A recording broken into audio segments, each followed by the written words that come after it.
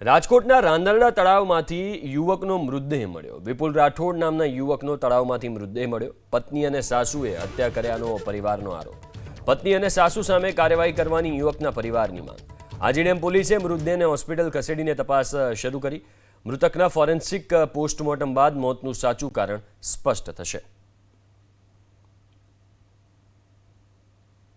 મારો છોકરો વિપુલ એને સવારમાં મમ્મી કેવું જાઉં છું હમણાં આવું છું ઘીરે એમ કહીને કે બજાર બેન બે મારી શેરી હતી ને તો ના છે ને ગાડી રિક્ષા આવી તો છે ને એને ઉપાડી ગયા નથી રિક્ષામાં નાખીને 2-3 જણા હતા અને પછી કાંઈક પાયું હોય છે કાંઈક દારૂ બારું પાઈને લઈ ગયા સાગરનગરમાં મારતા તો અમે મારી લાકડીઓ મારી પાઇપ માર્યા અને પછી કે મને બચાવવા દો મારી બેન તેડી જશે મને મારમાં મારો ભાઈ તેડી જશે તો મને મૂકી દે તો મૂક્યો નહીં આખી શેરી સબૂત હતી નનકા બચ્ચા એમ કહે છે કે માર્યો પાઇપું માર્યા ધોકા માર્યા કે મૂક્યો જ નહીં એને મૂક્યો જ નહીં પછી એ કે મને છોડી દે મને લેવા આવશે તો ન છોડ્યો ને તેમાં ફેંકી દીધો મારા છોકરાને કોને માર્યો? આ કિશને એક પછવા જતો શેરી મળવા નથી ને પાણીમાં માર્યો પછી પાણી ભાગી ગયું એ કિશનના ભાઈ અને બીજા કેટલાય પછી મારી રહેવાનું બધું કામ હતું આપતું।